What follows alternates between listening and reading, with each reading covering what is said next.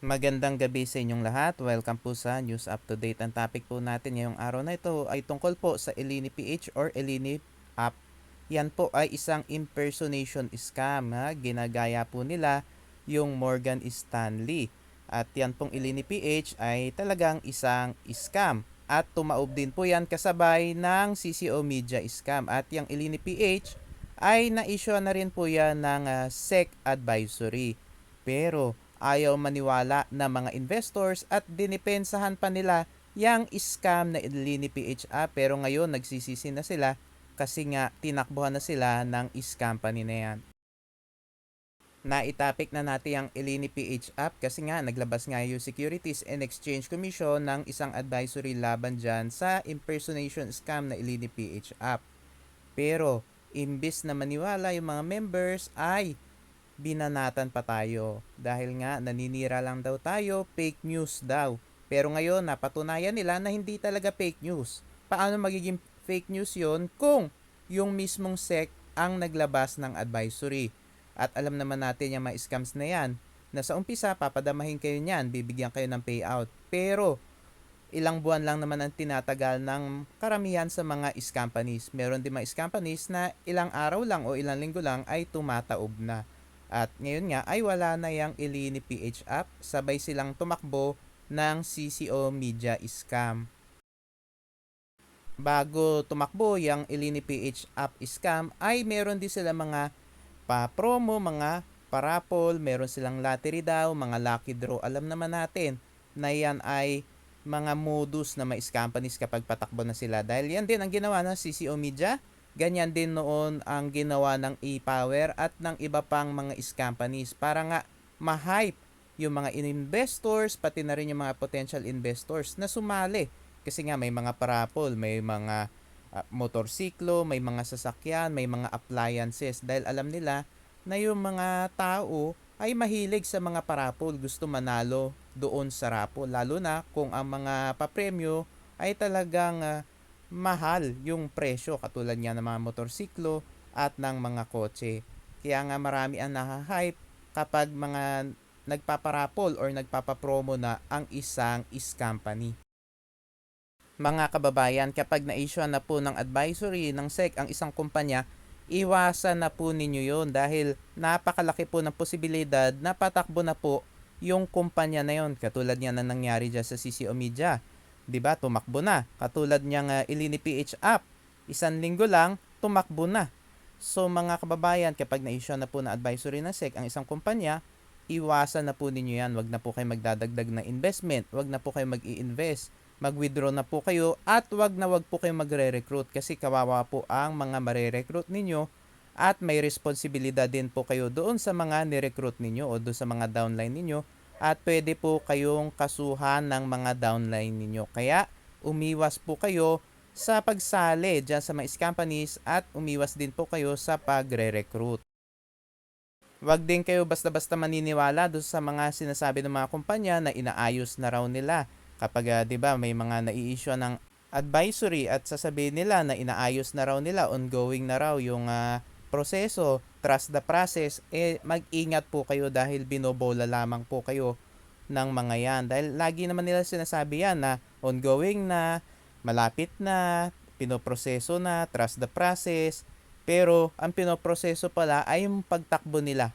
Kaya nga dapat laging maging maingat, huwag kayo basta-basta magpapaniwala doon sa mga pangakong kitaan at doon sa mga pangako nung mga upline, nung mga recruiter, 'di ba? Sinasabi nila na sila daw bahala kapag na-scam ay ibabalik daw yung pera ninyo. Pero kapag tumakbo naman yung scam company, sasabihin nila na biktima lang din sila. Mag-iingat kayo do sa mga nag-o-offer ng guaranteed na kitaan dahil karamihan po dyan ay masasabi nating scam. 'Di ba? Meron pa mga daily profit, weekly profit, monthly profit at guaranteed daw nakikita ka. Wala daw risk, risk free daw. Pero sa totoo, puro risk. May risk na tatakbo sila kasi hindi naman talaga nila kayang ibigay yung guaranteed profit kasi nga ang tanging source of income nila ay yung pay-in ng mga investors kasi nga sila po ay Ponzi scheme. Ibig sabihin yung ginagamit nilang pang payout do sa mga naunang investors ay galing lamang po sa pay-in ng mga bagong investors at kapag konti na lang po yung nag-i-invest o kapag naabot na nila yung quota nila ay sigurado pong tataob yung company na yan. Mga kababayan, marami talaga mga scams ngayon dahil papalapit na po ang Kapaskuhan. Alam ng mga scammer na kapag papalapit na po ang Kapaskuhan ay maraming pera yung mga tao kaya talagang todo-todo na sila sa panluloko at puro tumatakbo na yung mga scam companies kaya nga kailangan maging maingat. At kapag kayo po ay naloko na ng isang scam company, wag na po kayong sasali sa panibago na mga scam company para makabawi dahil hindi po kayo makakabawi, lalo lamang po kayo mawawala ng pera. Kaya nga, umiwas na kayo dyan sa mga too good to be true na mga investment scheme kahit na sino pa ang nagpo-promote or nagre-recruit dyan. Umiwas na po kayo dyan dahil mawawalan lang kayo ng pera dyan sa mga companies na yan. Maaari sa umpisa, padamahin kayo ng payout. Pero sigurado po, tatakbuhan po kayo niyan sa huli. Ang tanging paraan para mabawi ninyo yung perang ininvest nyo dyan sa company na yan ay kapag nag-file kayo ng kaso laban doon sa mga pasimuno at doon sa mode of payment dyan nga sa company na yan. At kapag di kayo nag-file ng kaso ay hindi na ninyo mababawi yung pera ninyo dyan. Kaya nga mga kababayan, para wala na kayong sakit sa ulo, wag na po kayo sasali dyan sa mga too good to be true na mga investment scheme. Dahil hindi po yan totoo, binobola lang kayo kaya malaki ang pangakong kitaan para nga ma-hype kayo at sumali kayo. Yun kasi ang gusto nila na ma-hype yung mga investors at mag-invest. Siyempre sa umpisa, maaari ang i-invest nyo lang ay 1,000 o 500 pero alam nila kapag pinadama kayo at binigyan ng payout ay magdadagdag kayo na magdadagdag. Hanggang umabot na ng milyon at kapag naabot na nga ng mga scammers yung quota nila, bigla na lamang po yung maglalaho.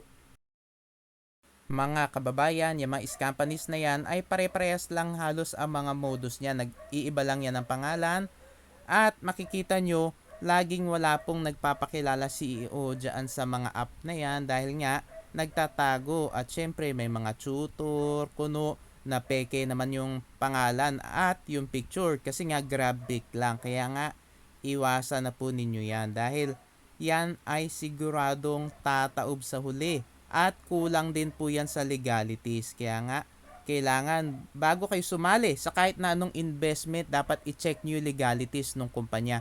Dapat kompleto sila sa legalities. At hindi lamang po, dapat primary registration ang meron sila. Dapat meron din sila secondary license dahil nanghihingi po sila ng investment sa publiko. Kapag ang isang kumpanya po ay nanghihingi ng investment sa publiko, dapat meron muna silang secondary license na galing po sa Securities and Exchange Commission. At dapat po i-verify po ninyo sa SEC dahil mayroon pong mga kumpanya na namimeke ng dokumento.